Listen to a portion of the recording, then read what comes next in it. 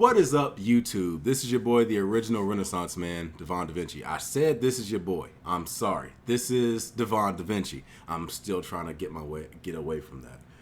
Anyway, I'm gonna be reacting to a comedian that a lot of people that know about Def Jam and Comic View, they know a lot about. Some people might not know about him. He was also in that movie House Party 3 that I just did a reaction of Bernie Mac scenes. And he was the character named Showboat, and he was one of the funniest characters in the movie as well. I say that he was second to Bernie Mac in that movie. And he does some great stand-up, and I wanted to try to find a clip of him doing stand-up. I was able to find this.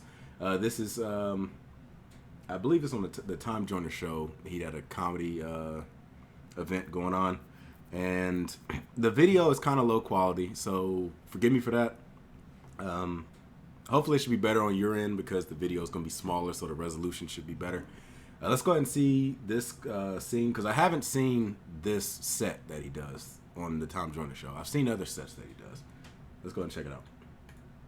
Michael Colyar.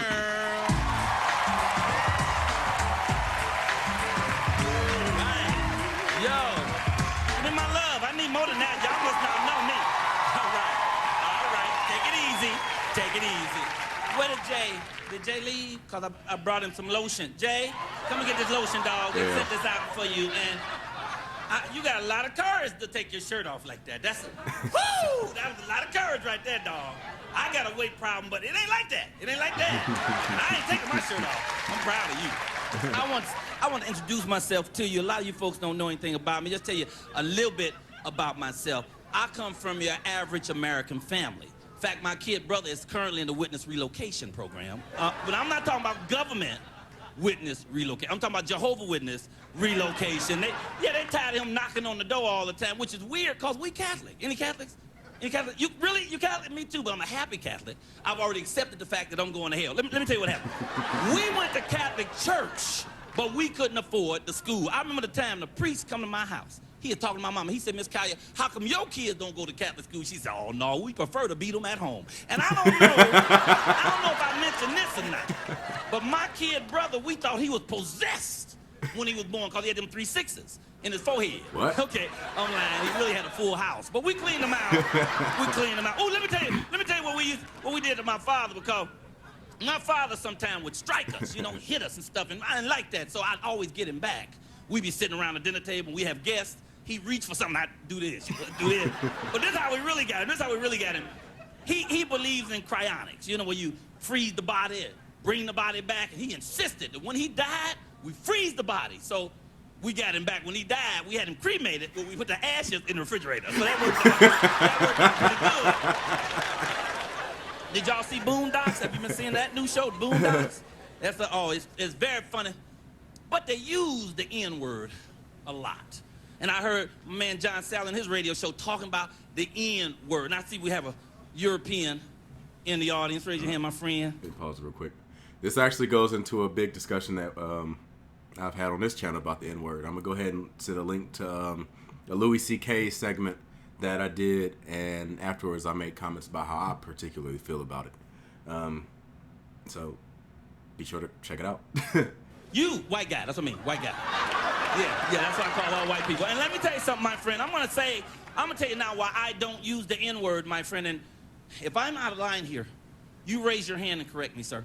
Because you're gonna be our white representative. What's your name?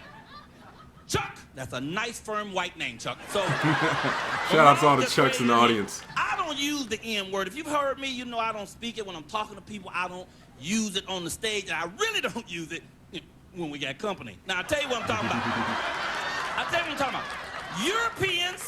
Europeans over the centuries have assimilated.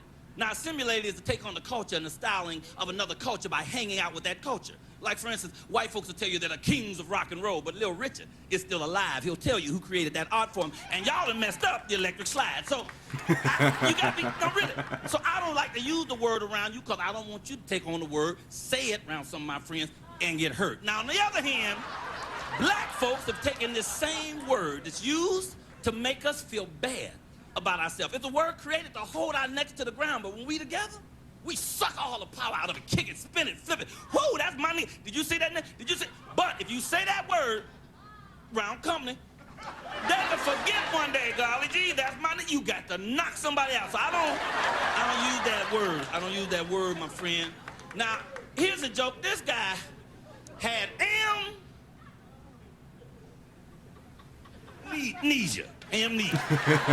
Couldn't remember a damn thing. Every place he went, he carried a little black book around in his inside coat pocket. Now, in that book, he kept all his pertinent information in alphabetical order. See, that way somebody asks him a question, he'd look it up in the book. See? See me? Anyway, the guy man is on bid. Another guy approached him. He says, pardon me, sir, pardon me. Is your name Mr. Smith? Mr. John Smith. The guy whips out the book. He says, names. My name. Smith, yeah. Yeah, my name Mr. Smith. He said, Mr. Smith, you ever been to Chicago before? The guy said, travel. Chattanooga, Chicago, yeah. Yeah, I was in Chicago. He says, fine, why are you in Chicago? Did you happen to meet Mrs. Myron Breckenridge? The guy says, acquaintance. Breckenridge. Yeah, I met Miss Breckenridge. He says, fine, while you was there, did you happen to have an affair with Mrs. Breckenridge? The guy says, affairs. Yeah,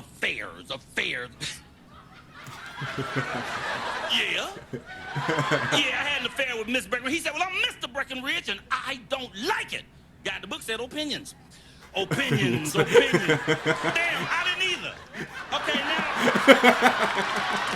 let me say this She to you. must not have been very good. Hold up, y'all. I ain't got no lot of time. Let me say this to you. Please be careful when you're going to the fancy, schmancy restaurants nowadays, okay? I went to the restaurant the other day, and I got to tell you, it really shocked me what happened. They hurt this guy. I got to tell you what happened. I was in a restaurant the other night. They had Louis the 13th. Anybody hip to that?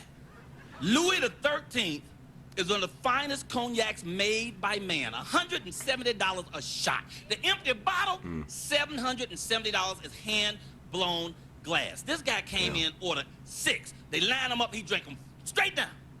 Watson said, whoa, you sure drink those fast. He said, you drink fast too, if you had what I got. They said, what you got? He said, 50 cents. 50 cents, yeah. They were still whooping his behind when I left.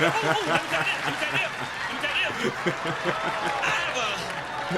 I have a standard joke I like to do.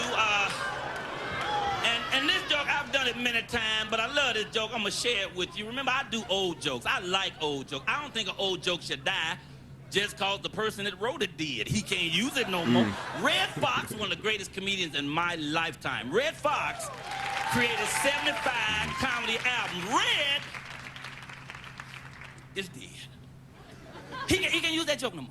What are we supposed to do with all these great jokes? Throw them away? Heck no. I tell them to you tell them at work, you're a hero, and you pay no royalty. This joke, 42 years old, the man that wrote this joke died 3 weeks ago last Tuesday. Help yourself.